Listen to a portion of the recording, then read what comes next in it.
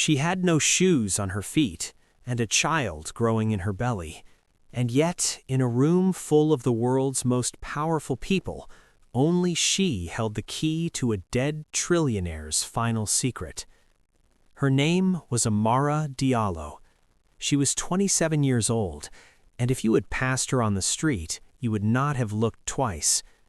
She sat every morning outside the gates of St. Augustine's Market in the old part of the city, her legs folded beneath her, a small cardboard sign resting against her knees. It read simply, "Anything helps. God bless you." Most people walked past. Some dropped coins without looking at her. A few, the ones with the hardest faces, kicked the sign over as they passed, just to watch her pick it up again. Amara always picked it up. She never said anything. She just set it back against her knees and waited. 8 months ago, her life looked completely different. 8 months ago, she had a home, a small one, 2 rooms above a tailor shop in the Okonquo district, but it was hers. She had a husband named Samuel, who was 30 years old and laughed too loudly and cooked the most extraordinary jollof rice she had ever tasted. She had a job as a licensed practical nurse at St. Catherine's Hospital, working the overnight shift in the geriatric ward. They were not rich, they were never going to be rich, but they were happy, and in Amara's experience, happiness was rarer and more valuable than money. Then, one Tuesday morning in March, Samuel left for work. He was a bus driver. He had driven the same route from Okonquo to the Central Market for 6 years.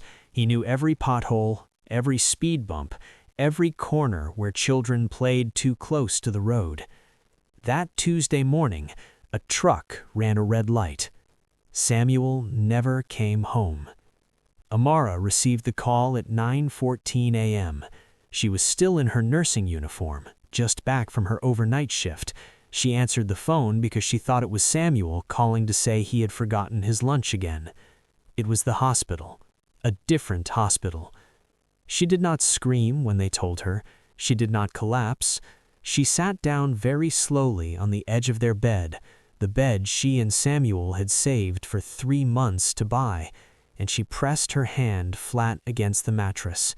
She stayed like that for a very long time. She did not know in that moment that she was already 6 weeks pregnant. She found out 2 weeks later. And that was the same week that the landlord came to the door and told her that Samuel had borrowed 3 months of back rent from a friend, and the friend wanted it returned immediately. And that the tailor downstairs, who had always liked Samuel, who had played checkers on Sunday afternoons, was also owed money. And that Samuel's mother, who had never once called to check on Amara in 4 years of marriage, was now calling every day to ask about the insurance payout. In 3 weeks, Amara lost her husband, her home, her savings, and the job she had held for 4 years because she missed too many shifts in her grief, and the hospital replaced her. She had nowhere to go. She had no family in the city. She had the clothes on her back, a nursing certificate, and a baby growing inside her that she had not yet decided how to feel about. That is how Amara ended up on the street, not because she was weak, not because she gave up, but because sometimes life hits so hard, so fast, so completely, that even the strongest people find themselves sitting on the ground wondering how they got there. She found a spot outside St. Augustine's Market. She learned which food vendors would give her the leftover rice at closing. She learned which side streets were safe to sleep on. She learned to fold herself small, to take up as little space as possible in a world that had made it very clear she was not welcome. And she kept her nursing certificate in a plastic bag inside her dress, pressed against her heart. Because Amara had not given up. She was just waiting. One morning, 4 months after Samuel died, a man in a dark suit crouched down in front of Amara's spot outside the market. He was not giving her money. He was not kicking her sign. He simply held out an envelope and said, "Are you Amara Dio? formerly of St. Catherine's Hospital? She looked at him carefully. Who is asking? My name is Mr. Bello. I am the personal attorney of Mr. Elijah Okonquo. He is in need of a private nurse. Your records were recommended to us by your former supervisor, Dr. Mensah. Amara looked at the envelope. She looked at the man. I am 8 weeks pregnant, she said. I should tell you that. Mr. Bello nodded. Mr. Okonquo is aware. It is not a concern. She took the envelope. That evening, she read it 3 times under the light of a street lamp. It was a job offer. Private nursing care for a terminally ill patient. The salary was more than she had ever earned in her life. Live-in position. One morning, 4 months after Samuel died, a man in a dark suit crouched down in front of Amara's spot outside the market. He was not giving her money. He was not kicking her sign. He simply held out an envelope and said, "Are you Amara Dio, formerly of St. Catherine's Hospital?" She looked at him carefully. Who is asking? My name is Mr. Bello. I am the personal attorney of Mr. Elijah Okonquo. He is in need of a private nurse. Your records were recommended to us by your former supervisor, Dr. Mensah. Amara looked at the envelope. She looked at the man. I am 8 weeks pregnant, she said. I should tell you that. Mr. Bello nodded. Mr. Okonquo is aware. It is not a concern. She took the envelope. That evening, she read it 3 times under the light of a street lamp. It was a job offer. Private nursing care for a terminally ill patient. The salary was more than she had ever earned in her life. Live-in position. Private room provided. She showed up the next morning. The first time Amara saw Elijah Okonquo, she almost didn't recognize him. She had seen his face before, on billboards, on the covers of business magazines, on the news. Africa's wealthiest man, the man who had built his first company at 19 with borrowed capital and turned it into a continent-spanning empire by 40. Mining, banking, aviation, healthcare. If it generated money anywhere in Africa, Elijah Okonquo had his hand in it. On the billboards, he had looked like a force of nature. Tall, broad-shouldered, commanding. In the bed, he looked like a man running out of time. He was 63 years old. His illness had taken 40 pounds from his frame. His hands, resting on the white sheet, were thin and still. But when Amara walked through the door on her first morning, he opened his eyes, and they were sharp and dark and full of something that looked, to Amara, very much like loneliness. You are the nurse, he said. It was not a question. I am, she said. My name is Amara. He looked at her for a long moment. You are very young, he said. You are very rich, she replied. He blinked. And then, for the first time in months, according to the staff who had worked with him, Elijah Okonquo laughed. It was the beginning of everything. Those who have never sat with a dying person do not understand what happens in that room. Time changes shape.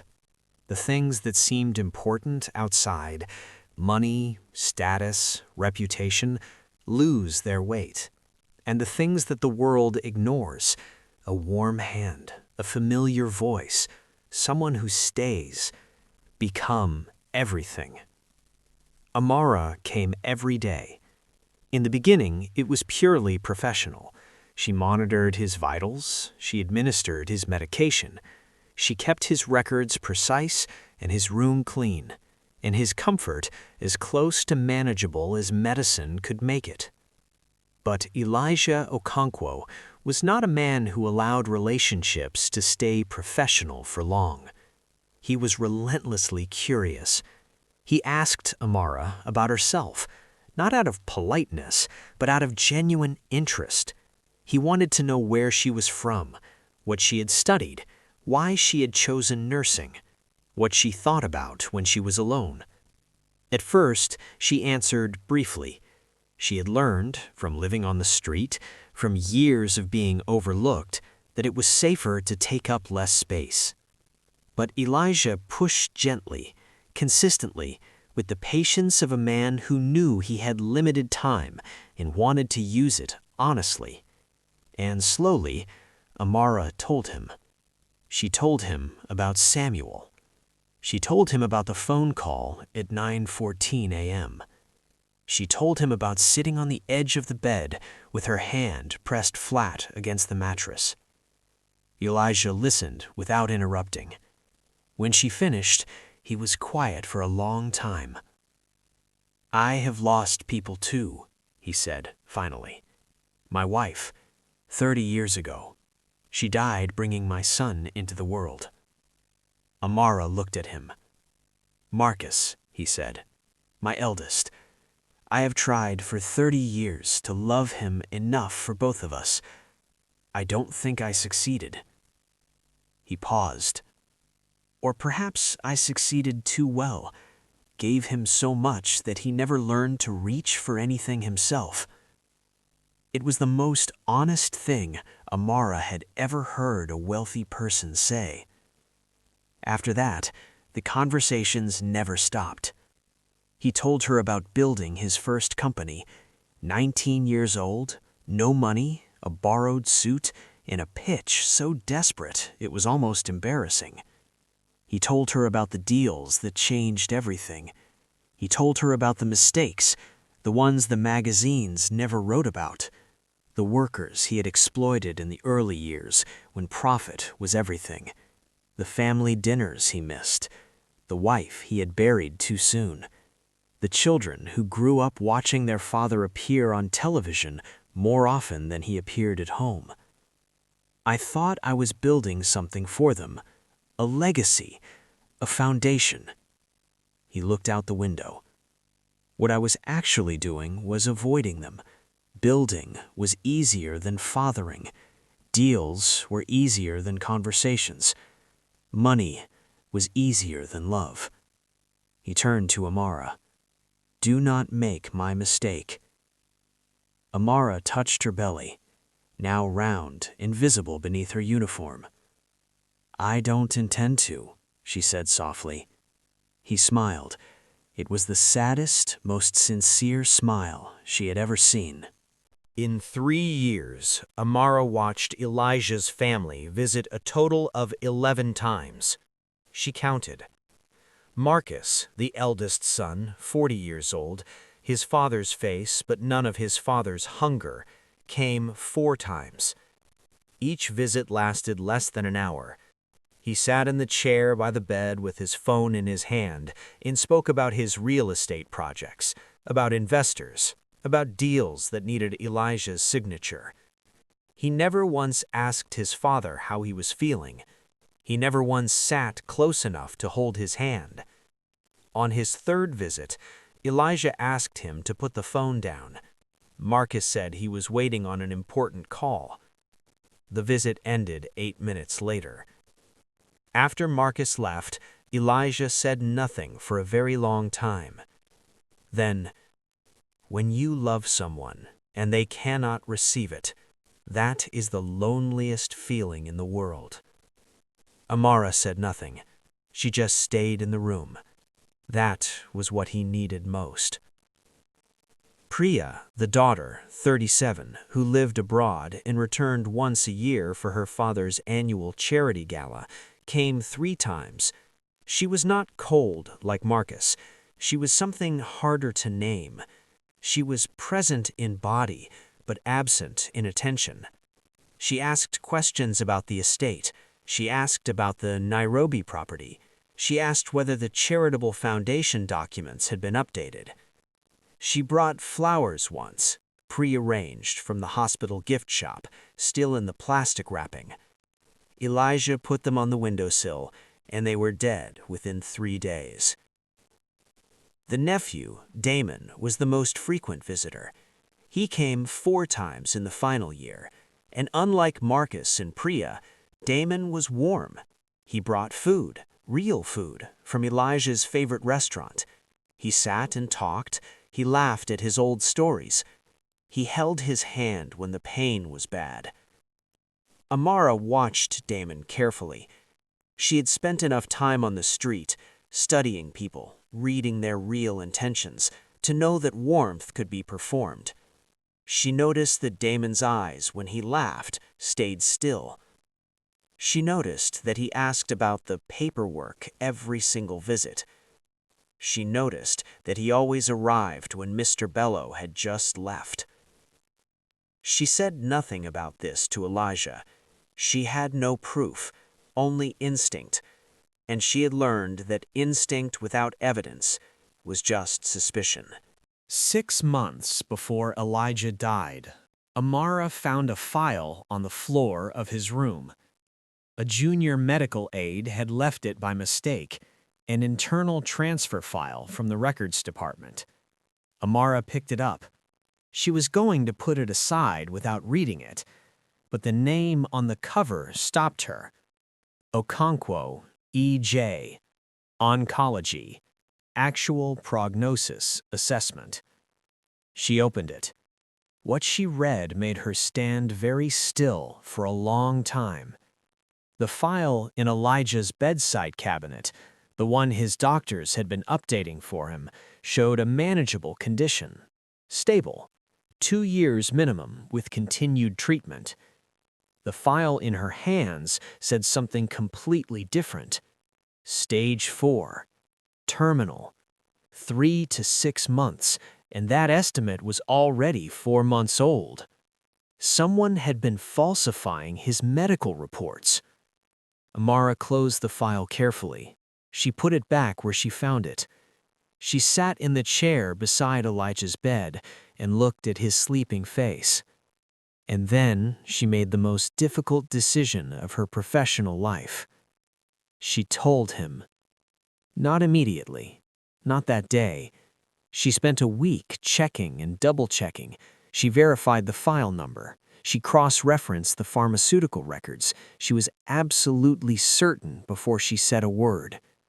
Then, one morning, a quiet morning, when the light came in golden and Elijah was awake and lucid and calm, she sat down beside him and said, "I need to show you something." He read the file. He read it twice. He set it down on the sheet. He said nothing for almost 15 minutes. Then he looked at Amara. "How long have you known?" "1 week," she said. "Why did you tell me?" She met his eyes. "Because you deserve the truth. Because you have time. Not much, but some. And I was not going to let someone steal it from you by keeping you in the dark." He nodded slowly. "Do you know who did this?" "Not yet," she said. "But I believe you do." Another long silence. "Yes," said Elijah quietly. "I believe I do." What followed was the most purposeful 6 months of Elijah Okonquo. He did not confront Marcus. He did not call the police. Not yet. He called Mr. Bello. For 6 months, in secret, he worked. He had hidden cameras installed in his hospital room. He allowed Marcus and Damon to continue their visits, their questions, their quiet scheming, while recording everything. He quietly restructured every account, every asset, every company in his name. He moved them carefully, legally, precisely, into a trust that could not be touched, contested, or transferred without the authorization of its sole trustee. He updated his will, not with paper, but with a video recording. He recorded himself on 3 separate occasions to make sure the footage was clear and unambiguous. He gave copies to 3 separate law firms in 3 different countries. He called Mr. Bello every week. He was meticulous. He was patient. He was, for the first time in his life, completely unhurried. Because he knew exactly what he was doing, and he knew exactly who he was doing it for. On the morning of his last fully conscious day, he asked Amara to sit beside him. "I have done what I needed to do," he said. "You will understand soon." Amara looked at him. "You don't have to explain anything to me." "I know," he said. "That is exactly why I want to." He reached out and took Amara's hand. "The baby," he said. "What will you name her?" Amara blinked. "You think it's a girl?" He smiled. "I know it is. A man with 3 children who never visited him learns to read certain things." Amara laughed quietly. It was a wet laugh. "I was thinking," she said, "of the name Grace." Elijah closed his eyes. "Yes," he said, "that is exactly right." He died 4 days later, peacefully, in his sleep. Amara was in the room. The funeral of Elijah Okonquo was unlike anything the city had ever seen. His casket was solid mahogany, hand-carved by craftsmen in Kumasi, flown in by private jet. The flowers alone cost more than most families earned in a year. The hall held 500 guests, politicians, heads of industry, ambassadors from 11 countries, women in diamonds, men in suits that cost more than houses. Camera crews from 3 major news networks stood at the back of the hall, their lenses trained on the family in the front row. It was not a funeral. It was a performance. And the performers were ready. Marcus sat in the front row in a white designer suit.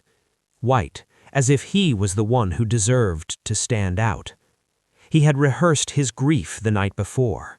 He knew how to make his jaw tighten. He knew how to press his lips together and look in the middle distance in a way that photographs beautifully.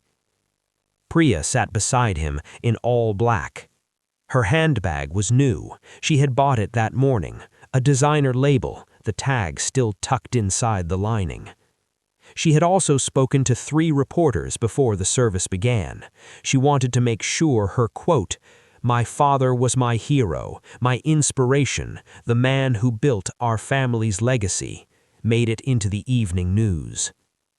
And then there was Damon. Damon moved through the hall like a man who had already counted every asset in the room. He spoke to lawyers. He smiled at the right people.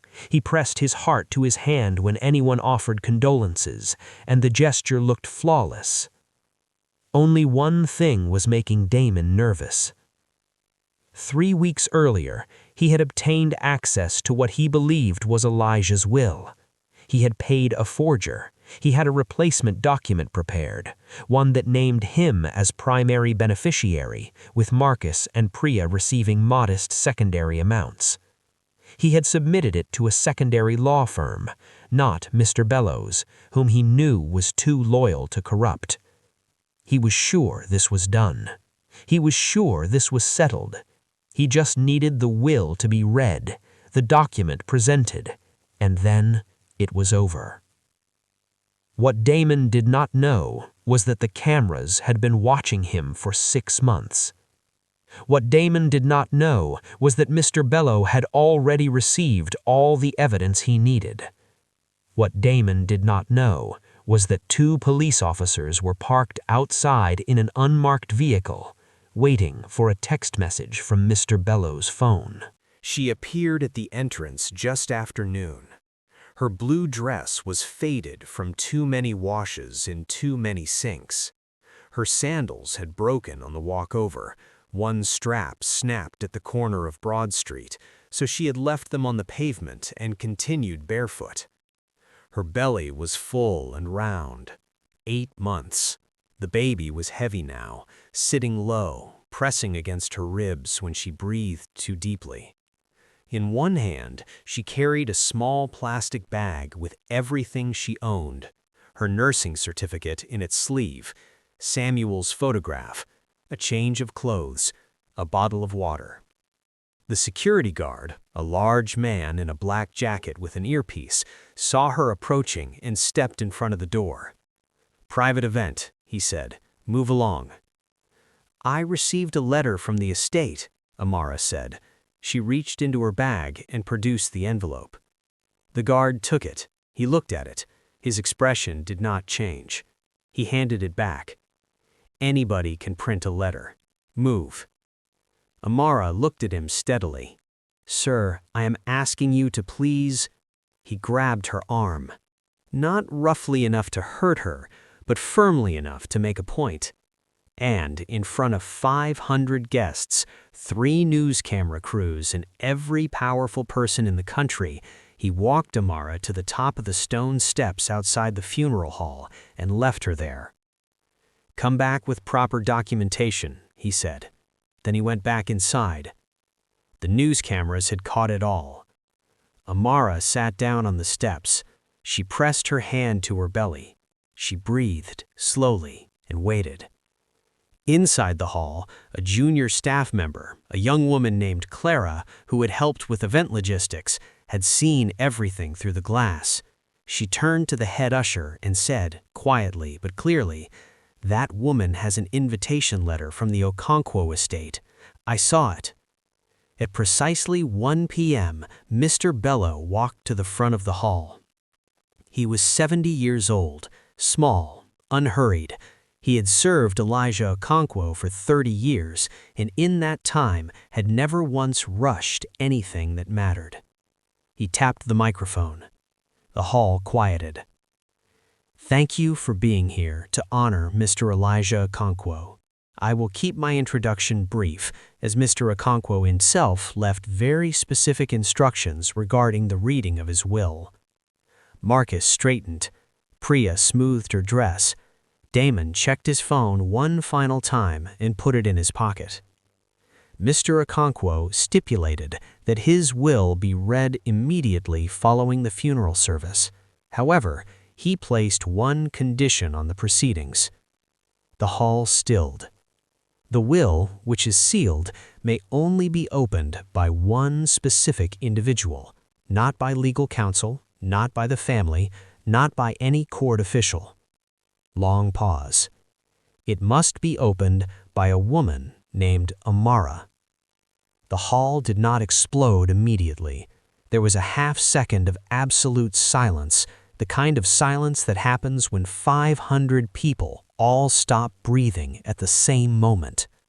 And then it erupted. Who on earth is Amara? Is this some kind of legal circus? This is completely unacceptable.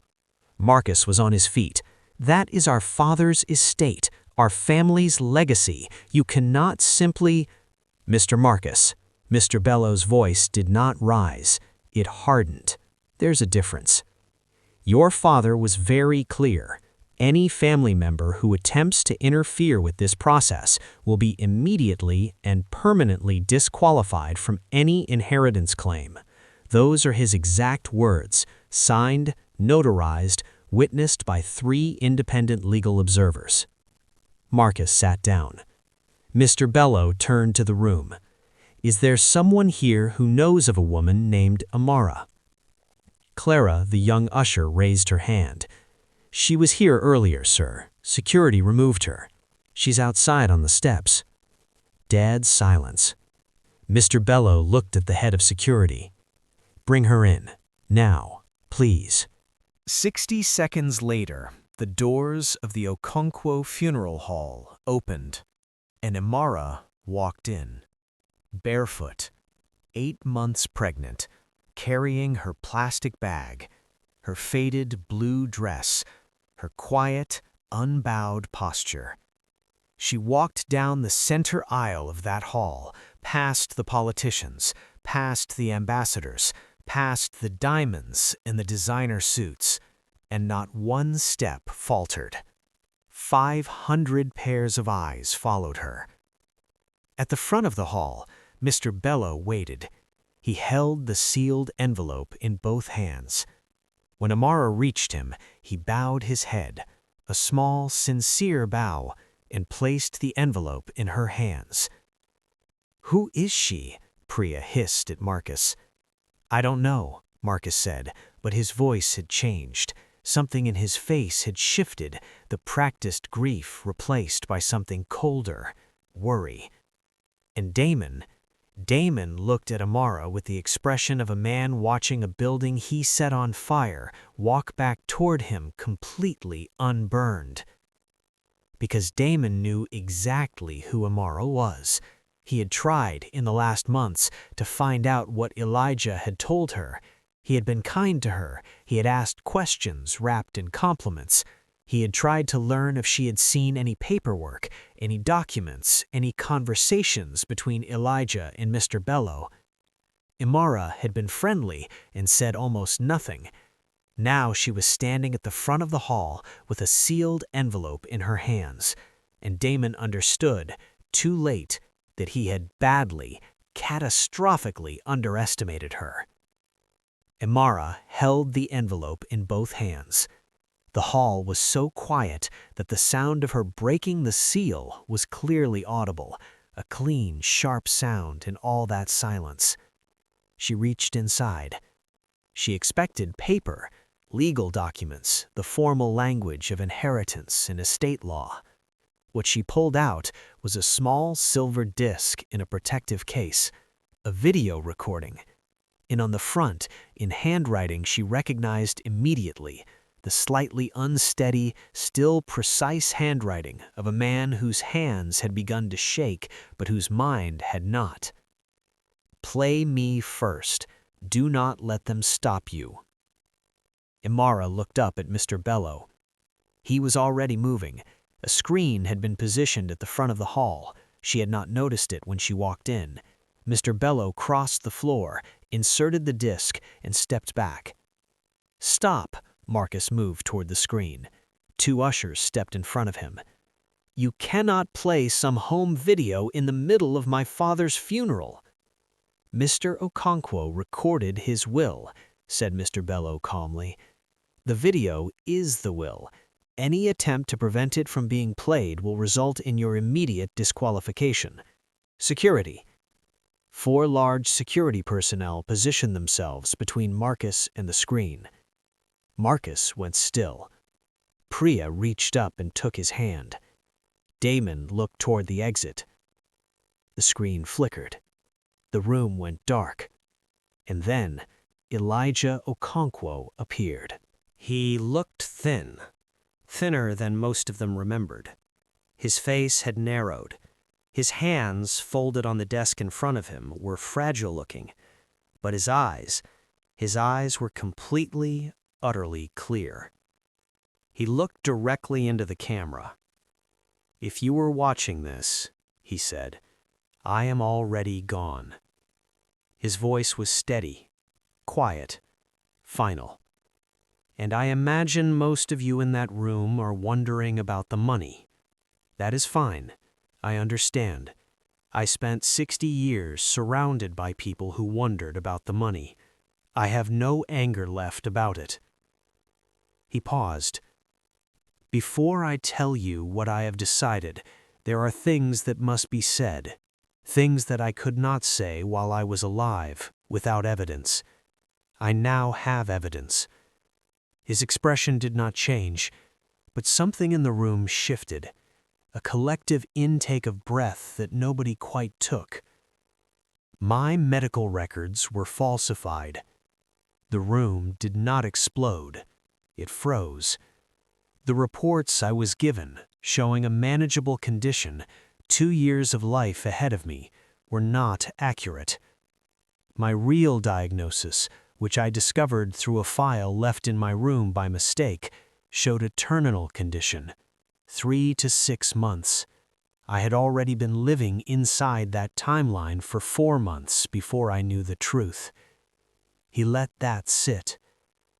"I have spent time since then determining who gave the instruction to falsify those reports. It was not difficult. The paper trail was direct." The screen split. On the left, Elijah's face. On the right, documents, emails, bank transfer records. A transaction from Marcus's personal account to an account registered to a private consulting firm. The consulting firm's director, a doctor on Elijah's care team. A second transaction 4 months later, from the same account. A third.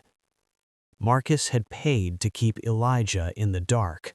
The goal, delay Elijah from updating his will, keep him believing he had more time, while Marcus worked to obtain power of attorney. Elijah said on the screen, and his voice just for a moment broke in a way that was almost unbearable to hear. I loved you. I love you still. But what you did was not the act of a grieving son. It was the act of a man who valued money above his father's right to know the truth about his death. I cannot reward that. I will not. Marcus had gone white. He sat completely still. The practiced grief was gone from his face. What was left was something rawer and uglier. Elijah continued on the screen. He spoke about Priya, gentler but clear. She had not conspired, but she had been absent in a way that was its own kind of abandonment. She would receive a modest settlement, enough to live on, nothing more. He spoke about the foundation he had quietly restructured. And then he said, I would like to address my nephew, Damon. That was the moment Amara's legs gave way. She had been standing since she walked in. She had not eaten properly that day. The walk to the hall had been long, the hours on the steps had been hard, in the emotional weight of hearing Elijah's voice fill a room after weeks of silence. Her knees buckled.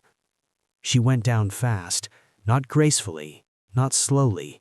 She simply collapsed, her hand reaching for the edge of the nearest chair and missing it, her plastic bag hitting the floor, the silver disc still clutched in her other hand. The woman beside her, a stranger, an ambassador's wife in pearls who had said nothing all day, moved first. She dropped to the floor beside Amara, ignoring completely the state of her dress. She's down. Someone help her. A doctor pushed through from the middle of the hall. He knelt beside her. He checked her pulse. He pressed his ear close. Breathing. Baby is moving. I can feel the movement. But we need medics inside now. 2 paramedics who had been stationed outside the hall for the event, standard procedure for large gatherings, came through the doors at a run. They worked quickly, quietly, with professional calm. Amara was conscious but barely. Her eyes were open, unfocused. One of the paramedics placed a hand on her belly. Baby is okay, he said loudly enough for the room to hear. She is okay. Give her space. On the screen above them, because nobody had stopped it, nobody could stop it, Elijah's voice continued. Damon visited me more than anyone in my final year. He was kind, attentive. He asked many questions. I was grateful for his company. But kindness performed for an audience is not kindness. It is theater. What Damon did not know, said Elijah, was that I had already changed my will months before he began looking for it. What Damon did not know was that I had installed hidden cameras in my hospital room. And what Damon did not know was that Mr. Bello had been briefed on everything 3 months ago. A second screen lit up beside the main one. Security footage, clear, well-lit, time-stamped. Damon, at night, in Elijah's hospital room, when he believed the cameras were standard medical monitors, going through the bedside cabinet, photographing documents. A phone call on the corridor, caught clearly on the hallway camera. I have the details. The will is held by Bello's firm. We need to move before the funeral. Can your contact at the registry handle a substitution? The hall heard every word. Then, Damon entering a private office building 3 days before the funeral, meeting a man, exchanging a folder. And then, most damning of all, Damon on the phone the morning of the funeral. It's done. The substitute is filed. Once they read it out, it's over. Damon stood up. He moved toward the exit with the confident, unhurried pace of a man who had an explanation ready. The two police officers were standing at the door. They had been there since 12:55 p.m. They were not in uniform, but their badges were visible now. "Damon Okonquo, you'll need to come with us, sir." Damon stopped. He looked at them. He looked back at the room. 500 faces, 3 news cameras, all turned toward him. He said nothing. He went with them. In the hall, all 500 guests watched in absolute silence as he walked out of the building in handcuffs. On the stretcher near the side of the hall, Amara was conscious again. An oxygen mask covered her face. A paramedic sat beside her, monitoring her vitals. The baby was calm, pressing steadily, rhythmically against Amara's ribs in the way that she had come to find reassuring. Amara's eyes were open. She was watching the screen. Elijah's voice clear and final. "As for my estate, every account, every property, every company, every holding, I have placed the entirety into a trust. The trust is called the Okonquo Foundation for Children Born into Poverty." He paused. The sole trustee and executor of that foundation is Amara Dio. The hall was absolutely still. I leave it to her, not because she has the right credentials, not because she has the right connections, not because of blood or obligation. He looked directly at the camera. I leave it to her because for 3 years, when my own family was absent, when I was at my most helpless, when the world saw only a dying old man in a hospital bed, she showed up every day. She brought no agenda, she made no demands, she asked for nothing beyond what her salary covered. His voice dropped quieter. She told me the truth about my diagnosis when she could have stayed silent. She gave me 6 months of real life, informed, awake, present life that I would have lost if she had chosen the easier path. The baby she carries is not mine. She is the child of a husband she lost, a man she has mourned quietly, without bitterness, without self-pity, while caring for a stranger with more money than sense. Amara. He said his name as if she were in the room with him. "You told me you were thinking of naming your daughter Grace." He smiled. The camera caught it, full and real and unburdened. "There is no better name. Raise her to be exactly who you are.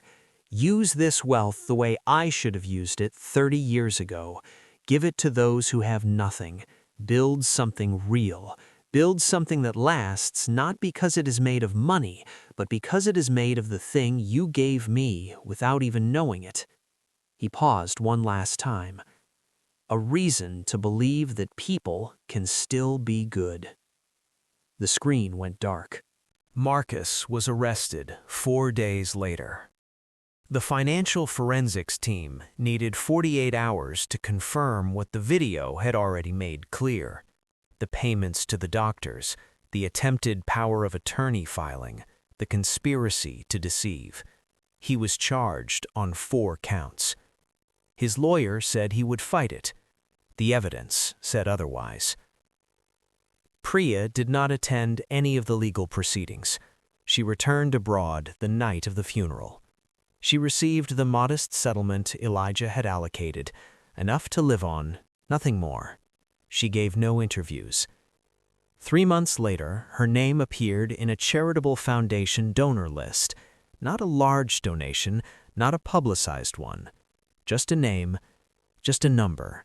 As if she was beginning, very quietly, to understand something she had learned too late. Damon's forgery case was straightforward. The evidence was irrefutable. He pled guilty. He served time. And in the city, in the newspapers, on the news channels, in the conversations that people were having everywhere, from government offices to market stalls.